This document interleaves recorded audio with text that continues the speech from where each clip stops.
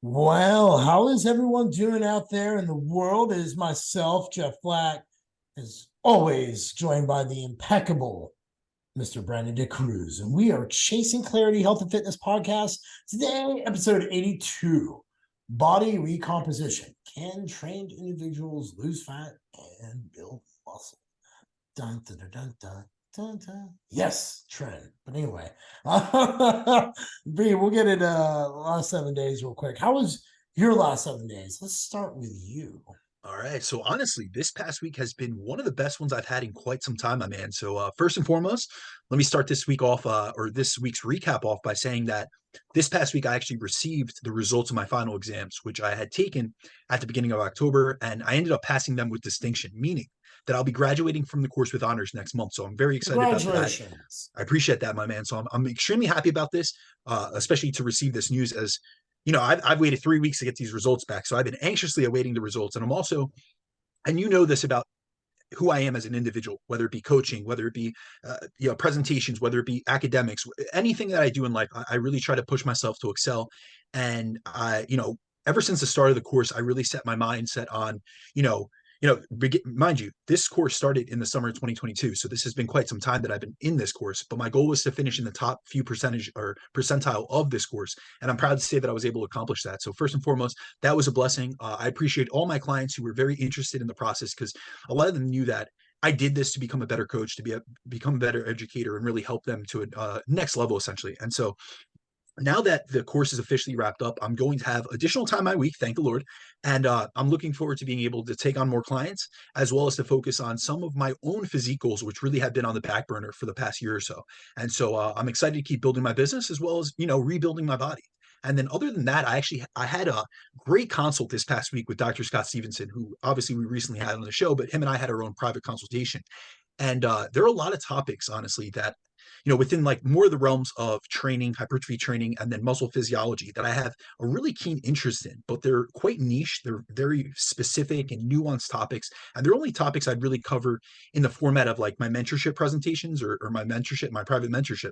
And really what I found is that, they're a little bit too deep for the course of a podcast, not to mention, but also the deeper that I get into these topics, there are very few individuals in our industry that I can discuss these things with. And so, recently I had spoken with Scott about this and we've went back and forth, especially since the last presentation where I and Alan Aragon had went out to dinner. And I was really, essentially telling them how I've kind of learned, run out of people to learn from. And I've really had to take so much more time, digging into PubMed myself or digging into studies. And so, I had recently discussed this concept again with Scott, and I'd asked him if he'd be willing to like tease apart certain concepts and certain research topics with me, and then if I'd be able to bounce off my own programming, approaches with him or off of him. So we're going to be meeting on a regular basis going forward, which I'm really excited to do because Scott is not only someone who is a wealth of knowledge, but he's also someone that every single time I talk to him, it could be like he teaches a man how to fish, so he's never going to give you the answer to something. But a lot of times, what he does is, and he's been doing this for me for years, he'll send me research papers and he'll say, "Read this," and it's not like he's not telling me the results, he's not telling me the findings. He's like, "Listen, read this front to back and see what you get out of it, and then we can discuss it after." And that's been of great utility for me because it's taught me how to learn better, how to disseminate information on a much greater degree. Because really, a lot of times people hear me speak about these topics, whether it be on a podcast format or in a presentation, and I'm able to make it quite clear, or I'm able to take out a lot of the confusion out of it. But that's really when you have mastery of a topic. Because a lot of people, I could literally go off on the mechanisms of action of something and sound really smart and really intelligent and use all these, large words and stuff and really try to confuse individuals so that they just think I'm intelligent. But if I can't get across things in a clear and concise manner, I really don't understand the topic. And I think that's a lot of what we see on social media. Last week during the intro to the podcast, we were talking about, coaches and fitness professionals using like chat gpt for a lot of like their answers or their posts and stuff, and a lot of times it's like you may be able to write that in a post because you copied it off of AI or some chat gpt website. But what happens when someone asks you that on a call and you can't look up anything, or you're on a podcast and someone pushes you with a question? Like if you cannot be able to take that information out of your mind and break it down into a way that not only you can understand it at your level of intellect, but also people that don't have the educational background that you have or don't have the experience that you have. If you can't break it down to the clients you work with, it's useless. So knowledge without application, or knowledge essentially without mileage, without the experience, it means nothing. And so really when it comes to an educational pursuit, or really how I find myself spending my time outside of client check-ins and consultations, is really trying to get deeper into the research, but not only just to learn, not only to know facts and to be able to know statistics or these studies off the top of my head. It's really be able to apply these things in practice to the wide variety of individuals that I work with. And then also I work with a lot of other coaches and fitness professionals themselves. And so I'm helping them help others. And really that's really a driving force and something I've become extremely passionate about. And kind of an offshoot of that, we have and I'm going to let you intro to this, but we have a presentation coming up quite soon, and I'm looking forward to another opportunity to speak in front of a large audience and go in on a topic that I'm truly passionate about. And it's just further refining those skills. A lot of times we have to get into essentially put ourselves in the battlefield essentially and be able to talk on these complex topics in front of people, because if you're just staying in your own echo chamber and you're not leaving like the internet, you're just making posts all day, how useful is that information if you really can't reach a larger audience? Which is why I'm very fortunate and I'm appreciative that you were one of the people that pushed me to do more podcasts, and there's many others within my network of friends and mentors that had pushed me forward, and we've been able to collaborate on this podcast. We're 82 episodes deep, man, and we've been able to reach thousands upon thousands of people. So it's been an absolute blessing. But overall, man, it's been an incredible week, and I'm looking forward to it's Halloween, so happy Halloween to everyone out there. It's one of my favorite holidays, but I'm really looking forward to an incredibly fruitful and productive November. Well, dude, it sounds, first off, congratulations on school. Thank you, my friend. I know that's something that will actually be useful with you for where you want to go. I have a business management degree that has not prepared me for shit in the business management world. So I'm glad you got something that's, you're going towards things that enhance what you're trying to do in the future. Let's see, my last 7 days. No, I think I'm trying to get used to suburban life, like just being calm, quiet. Dude, I'll be honest with you. Like, I was having this conversation with there. I can see why entrepreneurs kill themselves. Like, I've worked my way out of really 2 companies. Relentless is coaching; it runs itself, and then Iron House, big brick and mortar. And I mean, if I were to put myself back in my business, I'd destroy it. I'm smart enough to know it. So I'm starting to work on a different second book. I'm kind of figuring out what I want to do on social media, because I just want to post who I am. And the fact that I'm a health and fitness coach is kind of like a byproduct. I like educating people, but I don't want to be mistaken as an educator. I hold those in high relevance because they take a lot of time, such as like Brandon, to achieve that. Where I like to read a lot of books and just share things that I read and be like, hey, I tried this with some clients that worked, or I didn't, or I tried it with myself. And I think there's a difference in the space. And I'm trying to kind of figure out how I want to do that in a way that I actually enjoy social media, man, because lately I just haven't enjoyed it. It's not real life. Nobody would talk to the people the way they do on social media in real life. Like, nobody would stand before people's faces and say half the fucking things that they do. And I'm just like, all right. And I asked myself this question because I'm getting older. I'm 43. And I'm kind of like, all right, man, I got like 20 more years before I'm 63. Like, what is that? What does 63 look like? And then I started like working it backwards. And I realized like I really loved my time of being a coach in the health and industry space, and I'll always do it. But I want to like see how I could take my writing and make it even better for myself. And so just trying to keep myself entertained and engaged as I keep getting older, when that's the last thing I want to do. And besides, man, I'm into guns. So I figured I recently got into those. I don't understand. I'm just fucking buying weapons now everywhere. Oh, Lord. Brandon's going to be like moving down here when shit hits the fan. I'll be like, Brandon, don't worry. I got an extra assault rifle for you in the garage. We're good to roll. But total doomsday prepping. We got go bags in the works. Like, it's full on, motherfucker. But just really just enjoying the slowness of life, man.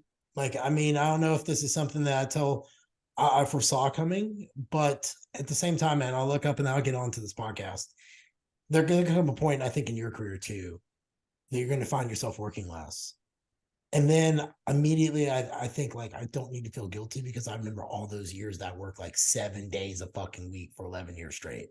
That's You know exactly what I where I'm at, my mean? friend. So you know what I'm getting at? I did it for 11 weeks straight. And then I went to 6 days a week for like fucking 17 years. And then at year 18, I finally said, all right, it's 5 days a week. Like, and I'm peaceful for it. So I don't know. I'm sharing my journey as I age so you all can just remember, and I'll still keep sharing because I'm old. But anyway. All right, let's get into this. Body recomposition. Can trained individuals lose fat and build muscle? So let's get into the topic of body recomp. It seems like it's mystical talk out there in the health and fitness world. It's this mystical thing that does it happen? Does it not happen? Gym pop people swear they could turn their fat into muscle and all these other different things. And let's kind of get into like what is body recomp so we can kind of get that cleared up and get all the weird, muddy confusion out of the way, Brandon. Yeah, absolutely. So, just a little introduction to this topic as to why we're covering it, because I'm going to be honest with you. This topic came up as of last night. I actually had a Q&A, hosted and ready for us, a bunch of questions to go over, and then I kind of shifted the topic and I'll explain why. So, really, the reason that I wanted to cover the topic of body recomposition is because I just wrapped up a very successful body recomposition phase with one of my clients. And so, I'm going to give a shout out to Grant, great client, great individual. He's a fitness professional himself, owns a very large wellness company in Canada, very successful individual, and someone I have immense amount of respect for as well. As it's been an absolute pleasure working with him. But when he first came to me for coaching earlier this year, he was already an advanced trainee. He had been training for decades. He had previously competed way back in the day. Actually, he was prepped by John Meadows back in the day. So him and I have a mutual friendship with the late great John Meadows. RIP to someone that I considered a mentor. But he was already an advanced trainee, but he had the goal of achieving the best physique he had had in years for a trip that he had, which actually took place just earlier this month, where he was going to go out to Hawaii to celebrate both his 49th birthday as well as his anniversary with his wife. And so over the course of 16 plus weeks, we were able to achieve considerable body recomposition where if we just looked at it from a scale perspective, which often I speak about how we need to look beyond the scale, but if you just looked at it from a scale perspective, he only lost a few pounds. But despite the scale hardly changing, his body composition drastically and dramatically improved, and he ended up ending the phase having lost a substantial amount of body fat or fat mass, as well as gaining a little bit of lean mass in the process. And then what further compounded or really, so he had to check in yesterday, and then yesterday evening, I actually had a consultation, a Zoom consult with a listener of the show named Maurice, and he initially had contacted me for a consultation because he wanted to help troubleshooting some of his questions and some of the roadblocks he was facing during his current fat loss phase. So we jump on Zoom. He had sent me some information. I'm going over all his data, all his photos, and I'm looking over his training performance and his feedback. And once we got a little bit, we might have been 15 or 20 minutes into the consultation. I'm looking over all this data. I'm going back and forth with him. And I realized that it was quite evident that his weight wasn't, his weight loss wasn't stalling because he had hit a plateau, but rather because he was using a lot of the principles that he's heard us talk about on the podcast, such as my high energy flex approach. And now he's been dieting on higher calories. So he had went from previously in his last fat loss phase, he was dieting on around 1,800 calories. He's currently dieting on 2,500 calories, leaner than he was then.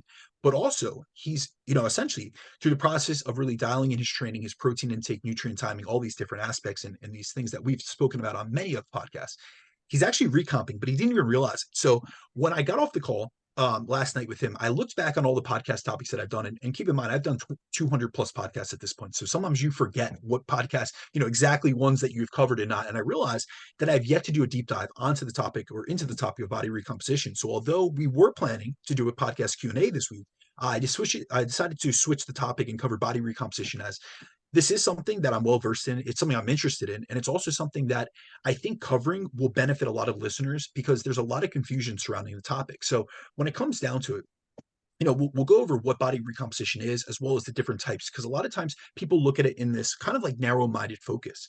So body recomposition is generally defined as the process of gaining muscle and increasing your level of lean mass while reducing your body fat percentage at the same time. Now, many interpret this definition to mean that they will be gaining muscle and losing fat simultaneously, which is a form of body recomposition. So that's very true. However, there are actually three different forms of body recomposition that we can achieve. So the first form of body recomposition is a loss in body fat and an increase in muscle mass at the same time. So that's a very common one.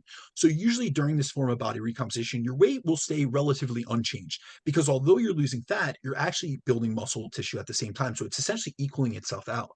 Now, the second form of body recomposition is a reduction in body fat percentage while maintaining all your muscle mass. So your muscle mass to fat ratio or fat mass ratio is improved.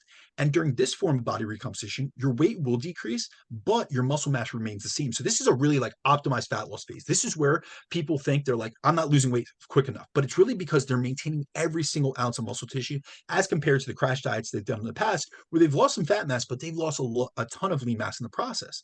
And then the third form of body recomposition is an increase in muscle with minimal to no fat gain, which will actually increase your muscle mass to fat mass ratio and decrease the percentage of body fat you're carrying.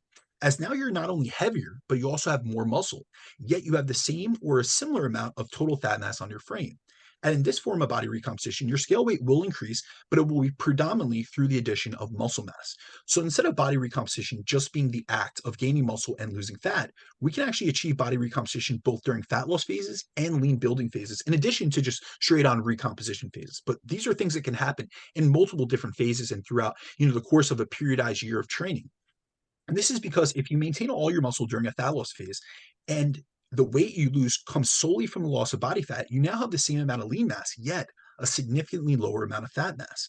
And then on the opposite end of the spectrum, during a building phase, if you build muscle mass while maintaining your level of fat mass, your total body fat percentage has actually decreased as you're gaining more muscle than you are fat, which actually lowers your body fat percentage.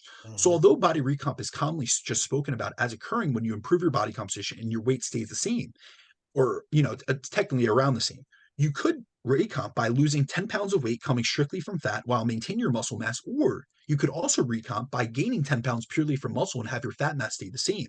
And both of these would be examples of body recomposition as well, because say that you're 150 pounds and you're 20% body fat when you start a lean building phase. At the start of the phase, you technically have 30 pounds of fat mass. But if you increase your muscle mass by 10 pounds, and by the end of the lean building phase, you're now at 130 pounds with those same 30 or 160 pounds, but with those same 30 pounds of fat mass, you now have about 18.5% body fat. So you've lost, 1.5% body fat. So these are all forms of body recomposition. And this is one of the first things that I realize that a lot of people fail to acknowledge or even be aware of, that there are many different forms of body recomposition. So often when we hear, and we're going to go through these, many of like the misconceptions or the myths around body recomposition, it often stems from the fact that there's a misunderstanding of really what this applies to. And they only think about it from the black and white perspective as someone is gaining muscle and losing fat simultaneously, when yes, that is a form of body recomposition. And that's one that we'll see most commonly with newer trainees, people that have excess adiposity, someone that has been detrained. But there's other forms of body recomposition or other forms or other types of body transformation that can be categorized as body recomposition as well. Okay, so now that we kind of got that out there, because I get a lot of people when touring the gym will say they want a body recomp, and I think that it gets to kind of now the topic of like, well, so we have three different forms of body composition that we want to get into, and then just still be neat. I want to kind of see some of the misconceptions that people Yeah, have. So we'll go kind of that way with it. But what are the absolutely. three forms of the Yeah, body so recomposition? yeah, so we just covered the three forms, but we'll go through the common misconceptions about recomposition, Oh, you because those flew are into that. I was just listening on the side. Sorry, bro. My all bad. good, my man, all good. But we'll go over some of the common misconceptions because they do go hand in hand together, and so that's really why it would flow from one to the other. However, there are a couple common misconceptions that surround the topic of body recomposition. The first misconception many believe is that it isn't possible to gain muscle and lose fat simultaneously. And this is due to the fact that a lot of times when people talk about fat loss and muscle gain, they simply think about this from an energy balance perspective. And they'll advise that if you want to lose fat, you need to eat in a surplus. And if you want to gain muscle, you need to eat in a surplus, which both can be true. But I think it's important to separate the actual physiological processes of fat loss and muscle growth out a bit more, because energy balance is most closely tied to changes in your scale weight rather than purely changes in body composition. So, fat loss, first and foremost, is an energy dependent process, meaning you will need to be in a deficit where you're burning more calories than you're consuming so that your body has no other option than to liberate and mobilize stored body fat, transport it, and then oxidize and burn it for energy due to not having any additional exogenous energy coming in through food. So, fat loss does require being in a calorie deficit. However, the biggest difference here is muscle growth is not energy dependent. It can be, but that's not its first, and it's not the first priority in play. So, muscle growth, on the other hand, is a stimulus and signaling dependent process. To gain muscle, we need to resistance train in a progressive manner to provide a robust stimulus to our muscles, which will cause them to adapt and grow. So training is the top priority when it comes to gaining muscle. Whereas when it comes to fat loss, nutrition is your top priority. And we actually did an episode recently where we compared and contrast diet versus exercise on both, body recomposition essentially, because we were talking about muscle retention and fat loss and how each of them play different roles, but combining the two is really the best way to optimize a deficit for maximizing fat loss and maintaining muscle. And so when it comes to gaining muscle, the first priority needs to be resistance training. However, we can then amplify our response to training by eating a sufficient amount of protein daily, both post workout and throughout the day, to further stimulate muscle protein synthesis, which provides our muscles with the signal to recover and grow. Now, eating in a calorie surplus can be beneficial. And this is often what people advise. They're like, listen, you want to lose fat, be in a calorie deficit. If you want to gain muscle, be in a calorie surplus. And yes, being in a calorie surplus can be beneficial and helpful in maximizing the muscle growth process. But unlike fat loss, which requires a calorie deficit to happen, muscle growth does not require a calorie surplus to occur. So despite it being helpful, many can gain muscle, whether it be at maintenance calories or even in a slight deficit, or a slight to moderate deficit rather, if everything else within their program is nailed, such as their training program design, which centers around ensuring progressive overload is occurring over time, their protein intake is high and spread out evenly, or they're getting adequate protein servings throughout the day, their micronutrient intake is being nailed, their stress is well managed, and their sleep is of a high quality and sufficient quantity. Another common misconception about body recomposition is that it rarely happens and only occurs in two populations. So generally what you'll hear is a lot of people say that body recomposition is pretty rare. And so it only occurs in new trainees and obese individuals.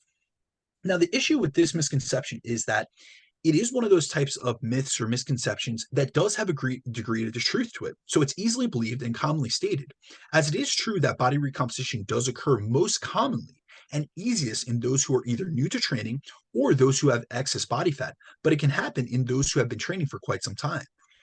For someone who is an intermediate or a more experienced trainee, body recomposition is going to be more challenging to achieve and requires a much more strategic, intelligent, and detail-oriented program, which is why many think that it doesn't occur. However, if you've been training for quite some time, you can still accomplish a body recomposition, despite it being more difficult. It just takes a proper nutritional approach, progressive resistance training program, and optimizing the rest of your lifestyle to manage your stress and prioritize rest and recovery to ensure you're able to get the best results possible. But if you approach your nutrition, your training, your supplementation, your sleep, and your stress management in the right way, almost all of you can experience some degree of body recomposition. So despite the fact that you'll often hear people state that losing fat and gaining muscle at the same time is not possible, and that recomp can only occur in newbies and obese individuals, these statements aren't factual, as research finds otherwise, and I've seen these statements be disproven in my own coaching experience with many clients I've worked with over the years. And I think why many think that body recomposition isn't possible is because they associate the law of thermodynamics, or the principle of calories in versus calories out, with losing fat and gaining muscle. And although these principles govern energy balance, they apply to weight loss and weight gain, which are much different than fat loss and muscle gain.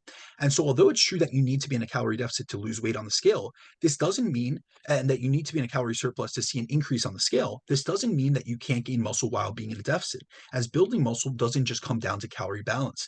Building muscle is very heavily dependent on stimulating muscle protein synthesis, which is most effectively stimulated through a proper resistance training program, and also by ensuring that you're taking in an adequate amount of protein.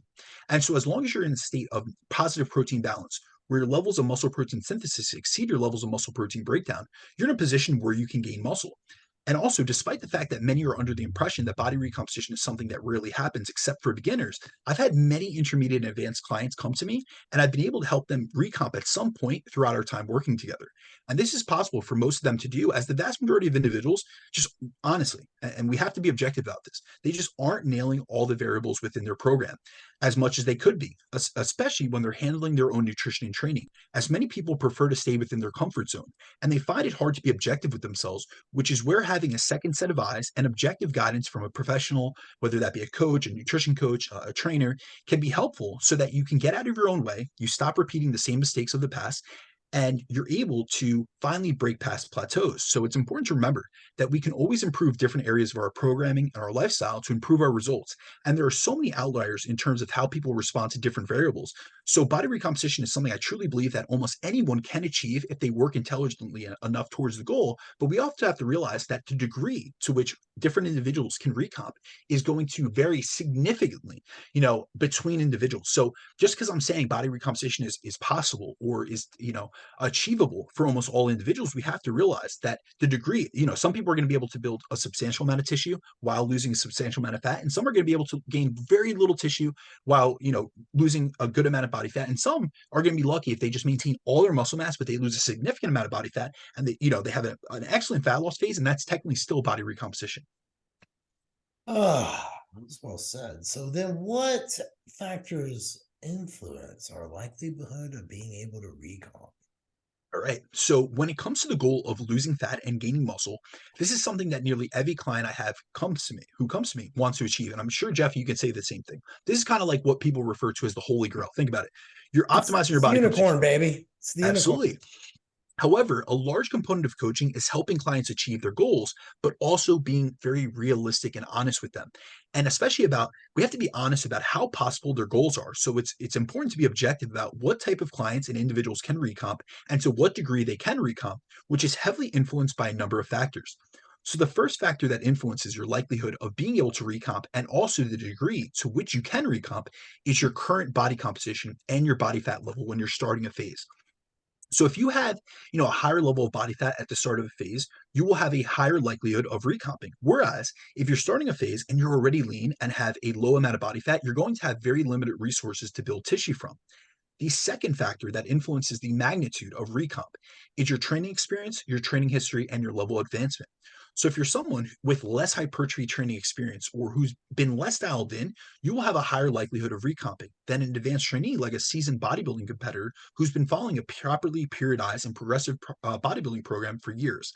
Another factor that will influence your ability to recomp is your overall experience level within fitness. And so this applies to all things. So I want people to realize when we talk about experience level in this specific aspect, this is not just your experience in the gym. It does relate to your experience level in the gym and with training, but it also is your experience level in the kitchen, in your mindset. All of these will dictate how detail oriented you will need to be to achieve and see body recomposition.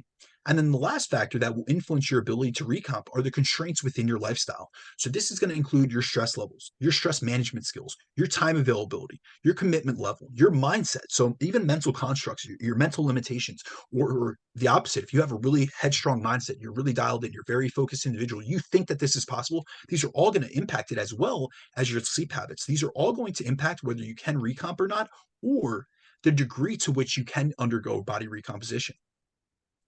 Okay, so then who is able to recomp? Like, is there like certain age groups, certain sexes, certain everything in between, or kind of like how does that work? Yeah, so the vast majority of individuals, especially within the general population, so lifestyle clients, can undergo some degree of body recomposition, as almost every single one of you out there can be doing something better, whether that be from a nutrition, a training, a sleep, and or a stress management perspective. However, the magnitude of how much someone can recomp in terms of how much muscle they can build in a deficit will depend on multiple factors. So this will depend on their starting body composition and their level of body fat at the beginning of a phase, their level of advancement, their training history, and how hard they're willing to push their training, as well as their diet and how consistent they're going to be, and how much they're willing to dial things in and optimize their approaches to training, nutrition, supplementation, and their lifestyle as a whole.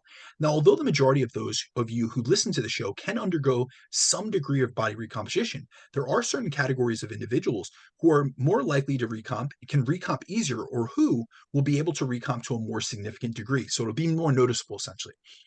So first and foremost, newer trainees are usually able to undergo the most significant degree of body recomposition. And body recomp occurs easiest in new trainees, as that's when you're primed to experience the most growth, aka your newbie gains.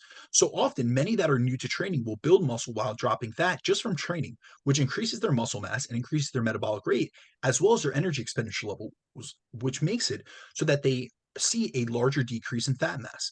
The second category of individuals who are able to undergo a significant degree of body recomposition are overweight individuals and those who have a higher percentage of body fat. And many times when I have a new client come to me that has excess body fat, I'll usually put them into what I refer to as a primer phase, which we had done a podcast Q&A. This is within our first 10 episodes, and I discussed the primer phase. However, I'll put them into a primer phase first rather than straight into a fat loss phase, because I found that by dialing in their nutrition from a macronutrient perspective and a food quality perspective and pairing their nutrition to a progressive approach to training, I've been able to get these type of clients who have excess body fat to be able to gain muscle while losing body fat. And this not only improves their body composition more than just focusing on weight loss alone, but it also allows us to have some more time to work on, their habits around nutrition, as I'm using a much smaller deficit with them than I would be if we were purely looking to drop body weight. So this allows them to eat more and be more well-fueled going into their training. So they have more productive training sessions, which will help them gain more muscle. Also, by using a more moderate deficit, they're able to better adhere to the program and effectively lose body fat at the same time. Another reason why recomp is easier in those who are overweight is because muscle growth is an energy intensive process. But when someone has a higher level of stored body fat, this provides them with extra energy, which can then be broken down and used as fuel to build tissue. So they have a much higher likelihood of gaining muscle in a deficit. Now, the third group of individuals who can recomp are those who are detrained or have significantly reduced their training volume and training intensity for a significant period of time. So if you're out there, you're someone out there and you have just had a layoff or you've had an injury that has caused you to stop training for a prolonged period of time, you'll have a high chance of recomping once you get back to training if your nutrition and training are paired correctly, as you'll be able to see the muscle memory effect where you'll gain back muscle after a layoff quicker than it took you to build that muscle in the first place. Now, the fourth category of individuals who can undergo body recomposition are enhanced trainees, as anabolics and PDs change the game when it comes to building muscle, and this can allow even advanced trainees to build muscle while losing fat in a deficit. And I've seen this to apply to those who have spent, years training naturally and then have even been put on just, a replacement dose of a hormone, testosterone, whatever it may be, Yeah. due to having low sex hormone levels. And now the last category of trainees who can undergo body recomposition are individuals who haven't optimized their nutrition, training, and or lifestyle. And most clients that I meet or have a consultation with who have even those have spent a significant amount of time in the gym. So we're saying 5+ years in the gym, still have many holes in their game, which allow for successful body recomposition once I have them follow a more optimized program. So this is another category of individuals who are able to recomp. So we're really looking at 5 broad categories of people that can recomp. Okay, so then can a well-trained individual recomp? Yes, my man. They definitely can. So I want to just say yes. This is 100% true. it I go is. through Well, and this we're going to myself, add some yeah. caveats to it. Yeah, no, I want to get into it, but this is something that I've seen people say, no, that's not really the case as you get older. I'm like, or if you get more time in the ring and so forth, whatever you want to say. But I'm like, nope, that's not necessarily true. So let's get into it. Absolutely. So, when we look at the 5 categories of individuals who have a high likelihood of recomping, it could be argued that around 90% of people that you see in the gym on a daily basis would fall into one of these. So, although these are the type of individuals that are most likely to be able to recomp easily and effectively, I think it's important to acknowledge these are not the only individuals who can do so. I'll tell you from my own coaching experience that I've seen many well-trained individuals and even athletes who have gained muscle tissue and lost an appreciable amount of fat during a strategic body recomposition phase, despite having spent years training in the gym. This is why, unless I'm working with someone like a very advanced trainee, such as a competitor or a fellow coach who has been nailing everything within their programming for years, I rarely rule out a client from being able to recomp, as the process of undergoing a physique transformation is both a physiological and a psychological one. So if we were to automatically rule out that well-trained individuals, we automatically rule out that well-trained individuals can recomp, we might be creating a self-limiting belief without truly dialing things in and maximizing every bit of their programming and potential, which are 2 areas that have been previously untapped. So, really, many people think that they're more advanced and dialed in, than they are, until they start working with an experienced coach who changes various aspects of their programming and their lifestyle and advance their results severalfold as a result. So also, most people you see in a commercial gym can recomp because many aren't following a properly constructed program designed for body recomposition. So almost all new clients I have who come to me will recomp for a period of time because it's really the first time they've had all these variables dialed in by a professional, and the program is aligned and their nutrition and training are paired and designed for a very specific goal, which is the ability to gain muscle, and then their nutrition is paired to lose body fat. And this is why I've seen even well-trained individuals, like I'll tell you, one of the most dramatic transformations I've seen are in former college athletes, like college football players, CrossFitters especially. Yeah. And these are individuals that they've been weight training for years, but they haven't followed a hypertrophy specific program or even like a bodybuilding focused program. So just because you have resistance training experience doesn't mean you've maxed out your muscle gain potential. And this is why I believe body recomposition is possible in almost all individuals, besides like that upper 5% of fitness professionals who have been doing this, done everything over the years. They've been nailing this for years and have done everything possible to max out their muscular potential. So there's a broad base of categories, but also a large percentage of people that can actually undergo body recomposition as compared to those who can't. So really, it should not be the exception to the rule. It should be really, there's a vast majority of people that can actually undergo this. We have to be aware of that. We should acknowledge that, and we should try to aspire to do this with a large percentage of individuals. But if you do have a competitive bodybuilder, Jeff, I'm not going to tell you that if we work together, I'm going to recomp you. That's unrealistic. That's what I mean. However, with the vast majority of people that you and I work with, they are 100% possible of undergoing body recomposition. I agree 100%. I think a lot of people kind of underestimate what they can do if they really nail it out of the gate. And there's almost like that virgin effect. Like I tell clients all the time, I'm like, hey, the faster you could get this thing to get from first gear to second gear and get moving through the gearbox, the better this is for you. Especially, people just off the street who've never done it before. So I really like that point. But let's get into something that might be a topic for a lot of people when they want to think about it. But why do women have a high likelihood of recomping? I know we got hormones and all this different stuff, but let's get into that a little bit, help people out. Yeah, absolutely. So this is something I wanted to cover because this is something I've seen in the trenches and I've become fascinated by, first and foremost, from a coaching perspective. But I've also gotten like deeply entrenched into the research on this because it's something that I commonly have seen, and there aren't many people that are talking about this. Very rarely do you hear, people talking specifically about, female body recomposition. Mm-hmm. And one thing I've noticed in the trenches is that a high percentage of the female clients I work with end up significantly recomping. So this is an area of the literature I've been diving into the last couple years to be able to find the reasons as to why I'm seeing this in my own coaching practice. And I believe women often have a high likelihood of recomping for several reasons. So the first reason is because of their starting body fat percentage. And we have to realize that our starting body fat percentage at the beginning of a diet influences our ability to gain muscle during a diet. So if we start out a diet at a higher body fat percentage, we have more endogenous energy stores to pull from. We have more stored energy. And so we can use that energy even if we're eating in a deficit. So even if you don't have exogenous or you don't have food, dietary energy, you have enough stored energy on your body that you can liberate and utilize. And seeing as women on average have about 10% or more body fat than men, I found that many of my female lifestyle clients have been able to recomp during their fat loss phases. We also see that women tend to be less likely to lose lean mass during a diet than men do if they approach their dieting process properly. So really, we got to key in on that. This is not crash dieting and you're maintaining muscle, but if you properly approach it from an intelligent manner, evidence-based manner, this is we're going to see if if a male and a female both approach a fat loss phase with a moderate deficit, with high protein, with a progressive resistance training program, more times than not, the female is going to lose less lean mass than the male. And this is further Yes. amplified by the fact that females naturally use more fat for fuel due to having a more oxidative metabolism. And that's actually due to the fact that they have higher estrogen levels. So they are more preferentially, they have more oxidative mitochondria. So they're going to burn through more fatty acids as fuel. And as a result, they use less protein for fuel.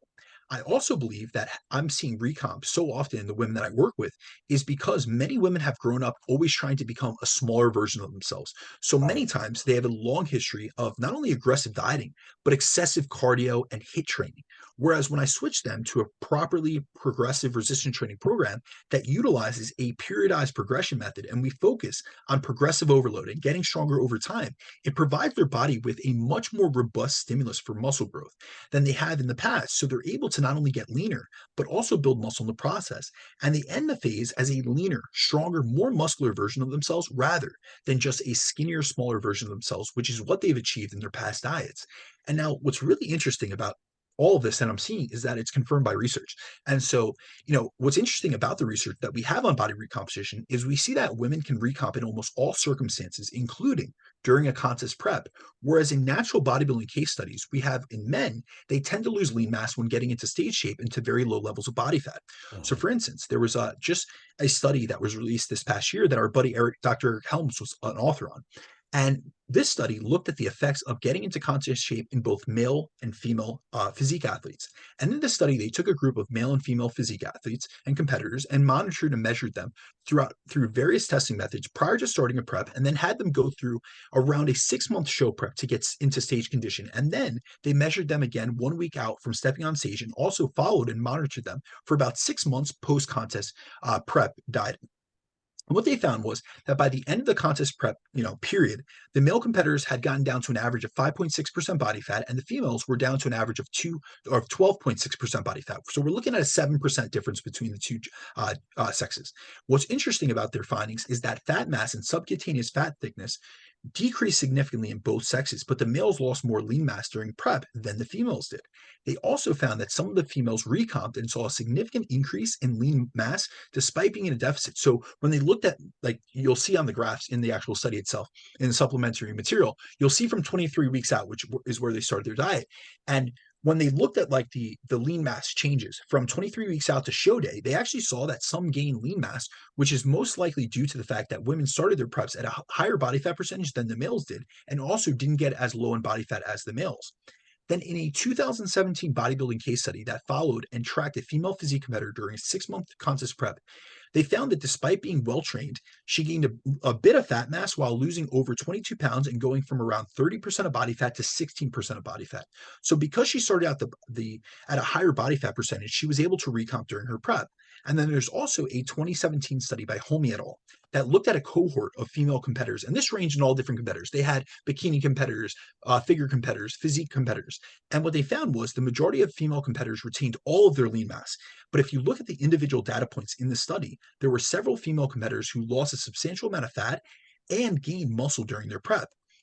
So even in women who are very, women getting very lean, they have the ability to recomp if they approach their diet, their training, their sleep, and their stress in the right way. And I also find that the majority of female clients I have end up recomping, as we're not trying to get into stage shape, which increases their likelihood of being able to gain mass or gain muscle mass during a diet, as the deficit that I'm putting them into is far more moderate than a contest prep client would use. And I often realize women aren't aware of their ability to recomp. So they're extremely scale weight focused and often feel like they're not losing weight quick enough. But that's because they're often recomping in the process. So what ends up happening is their scale weight, may not be going down, or be going down slowly, or not, or even staying around the same, but they're looking leaner, their training performance is improving. So it's not that they're not losing body fat, it's that they're gaining muscle in the process, which is slowing down their scale weight loss. Because if you lose a pound of fat mass, but you also gain a pound of muscle mass, your weight's going to stay this exact same, but you look better and you've recomped. So overall, females may have a higher likelihood of attaining body recomposition, as they have a higher starting point of body fat levels, and higher body fat levels on average.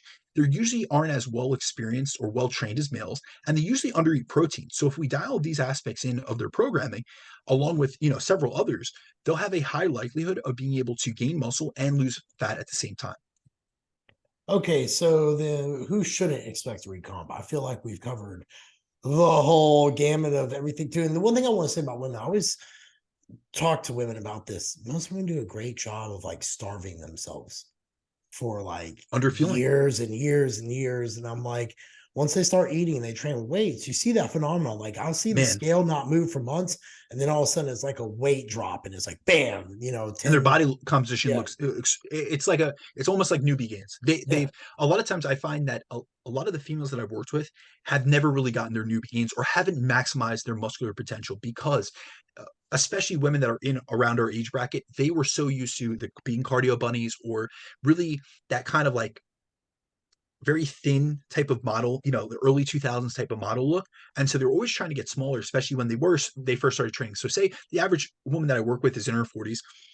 And so when she was in her 20s, 20 years ago, this was like the era of like the rail thin, fitness, or runway models. And so during that time, when she was in adolescence, or she was, early professional, an early adult. She was doing excess cardio, very, very rarely training with weights. Even if she did, it was like after a very rigorous cardio session. So she never got those newbie gains. And I have women that are morphing in their 40s and in their 50s, many in their 30s as well. So I don't want to discount that. But oftentimes I find women that will tell me, hey, I'm 20 years into training. I don't know if I could see the same results. And I'll tell you, I have a woman right now that I'm taking through a body recomposition phase, or more like a fat loss phase, but she has morphed. Shout out to Angie. She has actually a gym owner, but she's been training for so many years, but she overdid things to an excessive degree. Very high training volumes, very high cardio volumes. I mean, like, she was doing the most. However, her body composition, it's incredible. I can't even believe that she's about to turn 49, and I hope she doesn't kill me for saying it out loud, but it is honestly amazing, the body composition that she has from a leanness perspective, the muscularity perspective.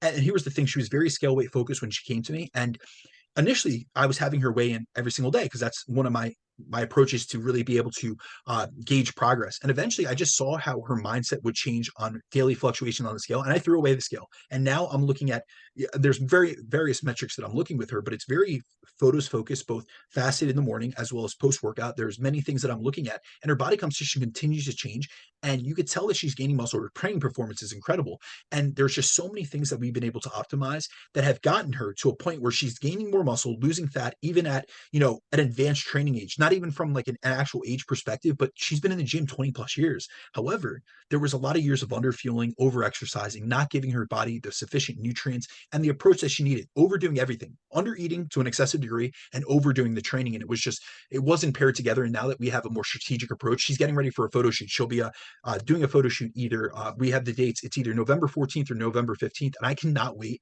for her to bring her best physique to date at 49 years old. So I'm pumped about that. But when we come to who shouldn't expect to recomp, although many individuals can recomp, I do think it's important to be objective and realistic about body recomposition, as not everyone can attain a high degree of recomp. So this isn't well suited for everyone.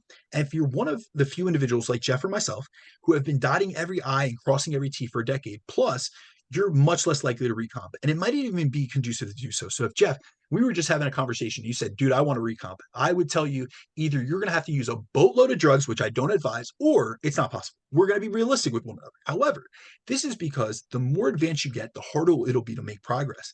And training will need to be more challenging. And with that will come an increase in your fuel requirements, which is where eating in a surplus is highly beneficial for an advanced trainee aiming to gain muscle, as their likelihood to gain muscle in a deficit is less than it was earlier in their training career. Now, another component that is going to, or another category of individuals that are going to have a really hard time recomping are very lean individuals. So the leaner you are, the harder it is to recomp, because the leaner we get, the harder it is to achieve substantial body recomposition, meaning gaining muscle while losing fat, which is why we often see this occur more often with lifestyle clients than we do with male bodybuilders. And this was actually seen in national bodybuilding case studies on advanced male competitors. So, for example, there was a bodybuilding case study done by Brad Schoenfeld in 2020, and what they did was they followed a high-level national male bodybuilding competitor throughout an 8-month contest prep and 4-month post-contest recovery phase, where they monitored him monthly. And they actually found that he recomped in terms of his weight staying roughly the same, but his lean mass increasing and body fat decreasing during the first 3 months of his 8-month prep. But by the time he got to month 6 of being in a contest prep and was at a very low body fat level, he started to lose not only fat mass, but lean mass at the same time due to how lean he was. And by the time he got on stage, which he was around 5% of body fat, once he got on stage, he had lost a good amount of lean mass. So we see that being lean will lower your chance of body recomposition. And so if you're trying to get stage shredded, especially naturally, you aren't going to be able to have a good chance of recomping. And we see this in multiple studies, such as there was a bodybuilding case study by Purdue et al. A couple years ago. And what they did was they had him go from 14% body fat. This is what he did in the course of a contest prep. He went from 14%, I believe, to 5% body fat. And he lost almost a pound of lean mass. Now, that was being in a deficit, but hear this out. When they followed him over the course of a 5-month post-contest period, he actually gained almost 4.5 pounds of lean mass after getting back to eating in a surplus. So this is where we really have to compare and contrast. What are the states of energy balance that are more conducive to muscle gain in different client populations? So in a male bodybuilder, we're going to have to use a surplus. We're going to be more, it's going to be more beneficial to use a surplus. And that's what we see in this Purdue case study, where when he was in deficit, he lost a substantial amount of muscle tissue. But when they got him back into a state of sufficient energy availability and he increased his calories and got back into a surplus, he gained a substantial amount of tissue. He regained what he lost and then some. So this is where we really have to be objective and honest honest about who can recomp and who can. And if you're really advanced, like I'm not going to go out there and say, guys, I'm going to do a body recomposition phase. I've been training 18 years. Like it's just not happening. And I don't want to be like fatalistic about it, but it's just being realistic with myself and knowing that I'm going to need to go through phasic approaches or phasic phases of, building phases. So bulking essentially, and then cutting. So then I want to finish up with this point. What is the research on body recomposition? You're a guy, and audience, keep hitting him up to do his fucking research class. I'm going to teach you how to read research paper. But what is the research on body recomposition? I'm sure there's probably only a few good studies on it, because that tends to be like it all. You can find a lot of studies, but sometimes there's only a few good studies to go off of.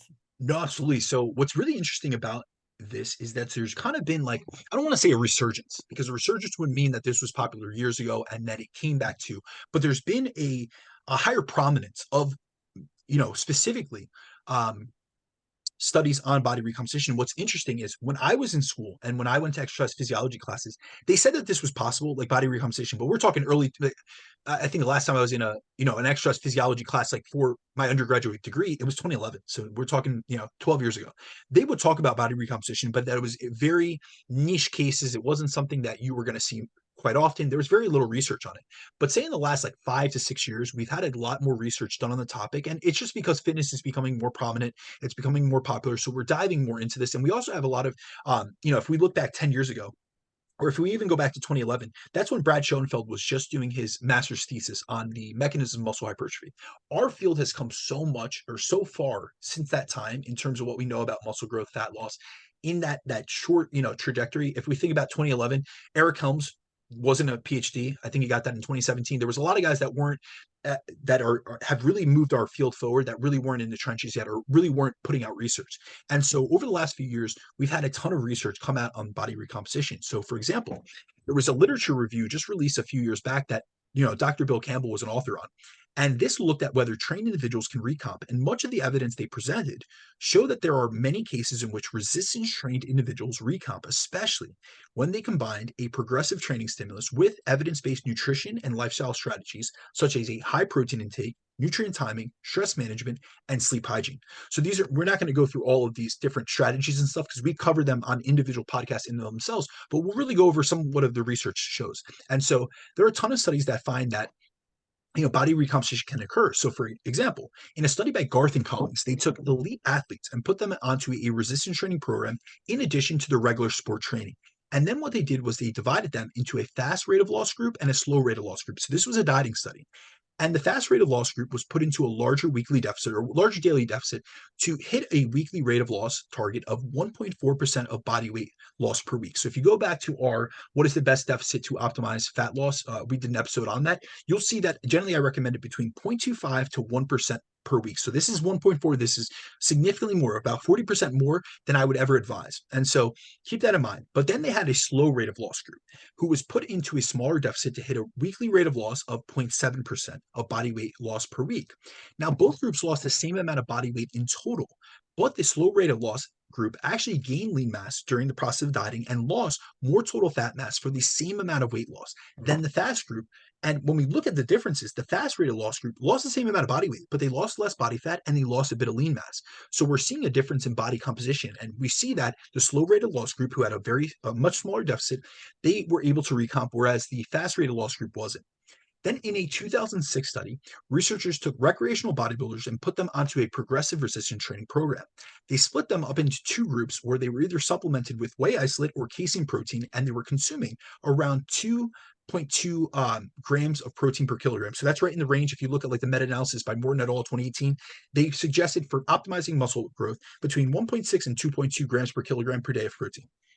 And so what this study found was that the bodybuilders in the whey protein group actually increased lean mass while decreasing fat mass. Then in one of Jose Antonio's high protein studies, they had resistance trained individuals who had around 9 years of lifting experience. And what they did was they gave them the highest recorded amount of protein intake in the literature. So this was 4.4 grams per kilogram per day of protein, and they gained 1.9 kilograms of fat-free mass and lost 0.2 kilograms of fat mass with about a 0.6% loss in body fat. So despite being well trained, they recomped. And now probably the best, and this is actually my favorite study about this, and I've done presentations where I've utilized this study in it. And probably the best example of body recomposition we have in the literature is a study out of Stu Phillips' lab. And so in this study, researchers use what I'd refer to as a multifaceted approach to body recomposition. So this is actually what we discuss on when we discuss like the intersection in the one episode we did, I believe it's episode 75, where we discuss exercise and diet, combining the two for optimizing body composition outcomes. And so what they did in this study was very similar. So what they did was they dialed in these subjects' resistance training, their cardio, their diet, and their steps. And in this study, they took males and trained them hard and had them in the gym 6 days per week, and had one group eat a high protein diet of 2.4 grams per kilogram per day, and another group utilize a lower protein diet of 1.2 grams of protein per kilogram per day. So it was calorie equated, but it was not protein matched. And they really wanted, this was actually done as a protein study. So they wanted to see the discrepancies in utilizing a high protein approach with a lower protein approach. And in order to prevent sedentary activity during non-exercise times, researchers gave each participant in the study a pedometer. So they had them do cardio, and they also had them do HIIT cardio. But besides that, they also wanted them to keep a daily step count. So they put their daily minimum at 10,000 steps per day. By the end of the study, when they actually averaged out the amount of steps that they had taken throughout the course of the study, it was over 12,000 steps per day. And by the end of the study, those in the high protein group lost over 10 pounds of fat mass and gained close to 3 pounds of muscle, which is a hell of a recomp. And they also saw their fasted insulin levels cut in half. Whereas the low protein group lost less fat mass and maintained their muscle. So we see a discrepancy. In terms of the high protein group, they recomped during this fat loss study. Whereas the low protein group, they were able to maintain muscle, but they lost less fat mass in a total. So overall, body recomposition is something that many can achieve, but it does take a much more detail-oriented and dialed-in approach to your nutrition, your resistance training, your activity, your sleep, and your stress management. However, I hope that by going over this, especially going over the data or the information about who can and cannot recomp, because if you really think about it, we really covered a lot of people that can recomp and not that many. Like there's very few competitors in general that listen to the show or that are in, like, if we actually look at it from like a population-based perspective, like competitors make up a very small percentage of those that actually train in a gym. And so I hope that by covering this, in terms of who can and can't recomp and the research data that we have on the topic, it opens up your eyes to the possibility of recomping, because most people out there just aren't completely dialed in. And as a result, they're leaving gains on the table. So first thing we have to do is focus on dialing in the details. But the second thing is that I want people to realize this information. I always say that I aim to empower people with education. And one thing is increasing your level of awareness. So if you think something's off the table, if you think you're unable to recomp, then you won't. Because if you think something, you're going to put it out, that energy, you're not even going to approach it. But if you think it's possible and you are someone that fits these categories, I encourage you to at least have an open mind. Don't be dead set in your approach, but realize that this may be an approach that can be possible for you, and that can open up many opportunities for further growth from both a physical and mental perspective. B, where can everybody find you at? Of course, my man. So you guys can always find me on Instagram at @BrandonDeCruz_. For any coaching inquiries or consultations, please reach out to me at Brandon DeCruz Fitness, or BDeCruz Fitness rather, at gmail.com. And then also, guys, please remember to follow the show, whether it be on Spotify or iTunes. Leave us a review, preferably 5 stars, and then also share the episode on your stories. We always repost those, but also, share it with a friend, share it with a family member. We really want to have a positive ripple effect on this industry, and not only for fitness professionals, but especially for those in the general population. We really want to be able to take this information and impact them, because it's not only presenting research, but we really try to present the practical applications as well as some of the mindset switches. That's a big thing that I'm into. Yes, my educational background is on physiology. However, I really do try to tease out, some of the psychological things, some of the mindset things, some of the mindset switches that you guys can make or shifts you can make to really better your approach to life and fitness as a whole. Jeff. Wow, dude, you giving all the stuff to make people's lives and all that stuff better. I appreciate that, man. That was a good episode. Very straightforward. I enjoyed it. Let's see. I can be found Jeff Unbreakable Black on Instagram, Relentless Forever on YouTube. And I now post in my stories a lot more, a lot of my writing and different stuff. So you guys will probably see by proxy some health and fitness stuff come across. So I'll be posting on Medium and my website. If you guys are interested, give me a follow. If you'd like writing, let me know. I'm always looking for feedback, how to be a better writer. With that being said, B, man, have yourself a good day. I hope it kicks ass. You as well, my man. Peace. Peace.